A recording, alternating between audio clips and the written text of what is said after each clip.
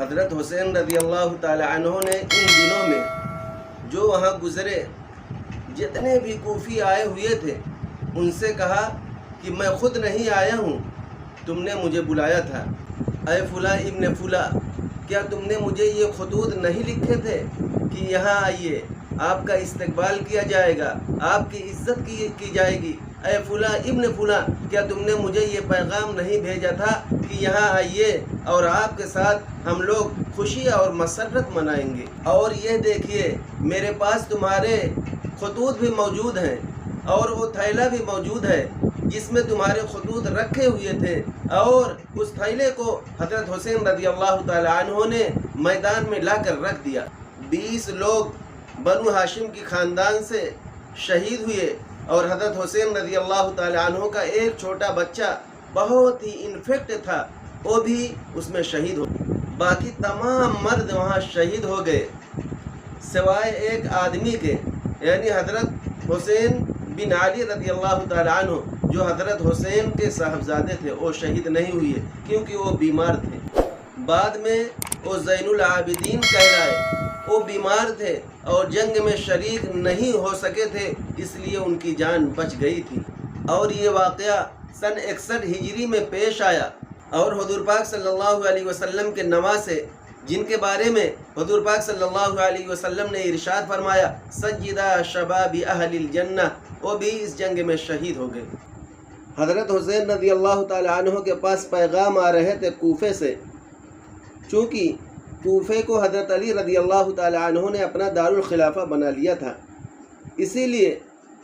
وہاں سے خطوط کا تانتا بد گیا کہ آپ یہاں آئیے، ہم آپ سے ملنے کے لیے بےتاب ہیں، ہم آپ کا استقبال کریں گے، آپ کے ہاتھ پر بیعت کریں گے، تاکہ یہ جو لوگ قیصر و کسریٰ کی سنت شروع کر دی ہے اس کو روکا جائے۔ تانتا بدھا ہوا ہے ثبوت کا، لیکن حضرت حسین رضی اللہ تعالیٰ عنہ نے فیصلہ کر لیا کہ میں کوفہ جاؤں گا۔ حضرت زبیر رضی اللہ تعالیٰ عنہ روکتے رہ گئے کہ کوفہ مت جائیے، کوفیوں پر اعتماد مت کیجیے، یہ زبانی کلام ساتھ دیتے ہیں، جب ڈنڈا چلتا ہے تو یہ راستے سے ہٹ جاتے ہیں، میدان سے ہٹ جاتے ہیں۔ اور حضرت حسین رضی اللہ تعالیٰ عنہ بامروت انسان، شریف النفس انسان، یہ کیسے ممکن تھا؟ غیرت مند غیور انسان، یہ کیسے ممکن تھا کہ حضرت حسین رضی اللہ تعالیٰ عنہ ان کی باتوں کو رد کرتے؟ لہٰذا آگے بڑھتے رہے، مسلسل آگے بڑھتے رہے، اور آگے بڑھتے بڑھتے کربلا میں پہنچ گئے، اور کربلا میں جو کچھ ہوا وہ آپ کو معلوم ہوئی۔ 1000 کا لشکر بھیجا تھا عبید اللہ بن زیاد نے، لیکن حضرت حسین رضی اللہ تعالی عنہ نے ان کو سمجھایا، اور ان کو حضرت حسین رضی اللہ تعالی عنہ کی بات سمجھ میں آ گئی، اور وہ قتال کرنے سے ہٹ گئے۔ اس لڑائی میں ان کا جو افسر تھا اس کا نام تھا حر بن یزید تمیمی، وہ بھی حضرت حسین رضی اللہ تعالی عنہ کا حامی ہو گیا، اور حضرت حسین رضی اللہ تعالی عنہ کے ساتھ ان کو بھی شہادت نصیب ہو گئی۔ پھر دوسرے کو بھیجا عمرو بن سعد، ان کو بھی حضرت حسین رضی اللہ تعالی عنہ نے بہت خوبصورتی کے ساتھ سمجھایا، چونکہ عمرو بن سعد یہ جو ہے حضرت سعد بن وقاص رضی اللہ تعالی عنہ کے بیٹے تھے، اور ان کے اندر چونکہ حضرت سعد بن وقاص رضی اللہ تعالی عنہ کا خون دوڑ رہا تھا، اس لیے عمرو بن سعد کو حضرت حسین رضی اللہ تعالی عنہ کی بات سمجھ میں آ گئی، اور عمرو بن سعد نے بھی حملہ کرنے سے رک گیا۔ حضرت سعد بن وقاص رضی اللہ تعالی عنہ وہ صحابہ ہیں کہ جنگ احد میں جب حضور پاک صلی اللہ علیہ وسلم کو تمام کفار مکہ نے مارنا چاہا، کفار مکہ نے تیر چلانا چاہا، تو بہت سارے لوگوں نے، بہت سارے صحابی نے حضور پاک صلی اللہ علیہ وسلم کو گھیر لیا، اس میں حضرت سعد بن وقاص رضی اللہ تعالی عنہ تھے۔ بن وقاص رضی اللہ تعالی عنہ سے حضور پاک صلی اللہ علیہ وسلم نے فرمایا تیر چلاؤ اور دشمنوں کو بھگاؤ، میرے ماں باپ آپ پر قربان۔ تو دوستو، میں یہ عرض کر رہا تھا کہ عمرو بن سعد جو حضرت سعد بن وقاص رضی اللہ تعالی عنہ کے صاحبزادے تھے، 4000 لشکر کے ساتھ حضرت حسین رضی اللہ تعالی عنہ سے لڑائی کرنے کے لیے آئے تھے، لیکن حضرت حسین رضی اللہ تعالی عنہ نے ان کو اتنی نرمی اور پیار و محبت سے سمجھایا کہ حضرت عمرو بن سعد رضی اللہ تعالی عنہ نے لڑائی کرنے کے بجائے حضرت حسین رضی اللہ تعالی عنہ کو جانے کا راستہ دے دیا اور کہا اگر آپ چاہتے ہیں تو مکہ چلے جائیں، اگر آپ چاہتے ہیں تو مدینہ چلے جائیں، اگر آپ چاہتے ہیں تو دمشق چلے جائیں اور یزید سے بیعت کر لیں۔ جب یزید نے دیکھا کہ میں نے عمرو بن سعد کو، جو ایک صوبے کا گورنر بھی تھا، ان کو حضرت حسین رضی اللہ تعالی عنہ کو قتل کرنے کے لیے بھیجا تھا، لیکن عمرو بن سعد نے تو ان کو راستہ دے دیا، تو یزید نے پھر دوسرے لشکر کو بھیجا۔ جب یزید نے دیکھا کہ عمرو بن سعد نے حضرت حسین رضی اللہ تعالی عنہ پر حملہ نہیں کیا، تو یزید نے ایک خونخوار لشکر حضرت حسین رضی اللہ تعالی عنہ سے لڑنے کے لیے بھیج دیا، اور یزید کا ان کو یہ حکم تھا کہ جاؤ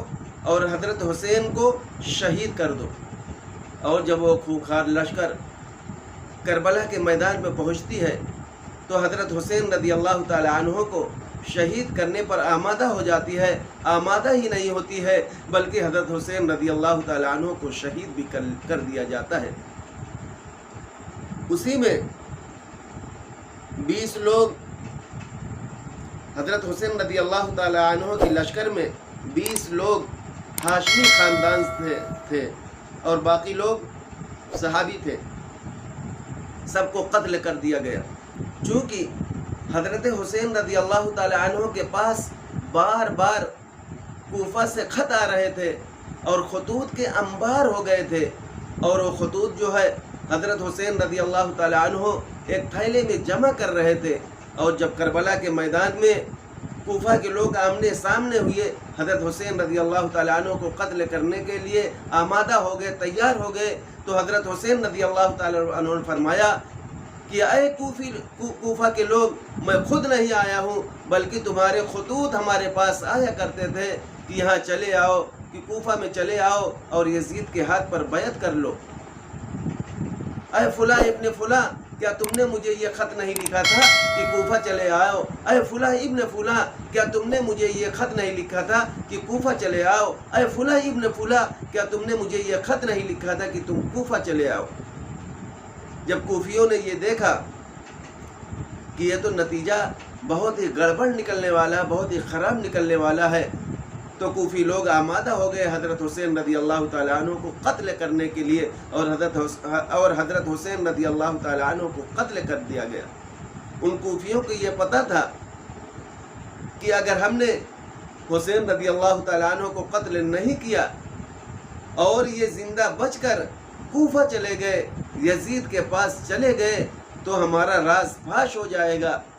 اور ہماری شامت آ جائے گی۔ اس لیے کوفیوں نے متفقہ طور پر یہ فیصلہ کیا کہ حضرت حسین رضی اللہ تعالی عنہ کو قتل کر دیا جائے، شہید کر دیا جائے۔ ایک بہت ہی بڑا اور اہم واقعہ آپ اس کو نوٹ کر لیجئے۔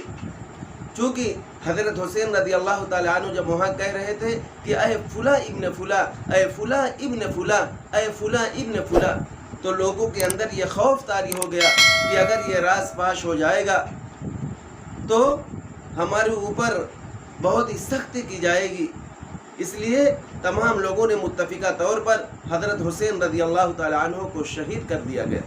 اور شہید کرنے کے بعد ان لوگوں نے یہ فیصلہ کیا کہ یہاں کے جو ثبوت ہے اس کو مٹا دیا جائے۔ اس لیے جب حضرت حسین رضی اللہ تعالی عنہ کو قتل کر چکے تو ان لوگوں نے یہ فیصلہ کیا کہ تمام خیموں میں آگ لگا دی جائے تاکہ جو ہمارے ثبوت ہیں وہ بھی ختم ہو جائے اور ہماری بات یزید تک نہ پہنچے۔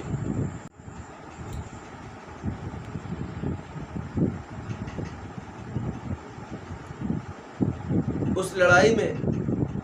بنو ہاشم کے 20 تیر انداز تھے جو بہت ہی بہادری سے لڑے۔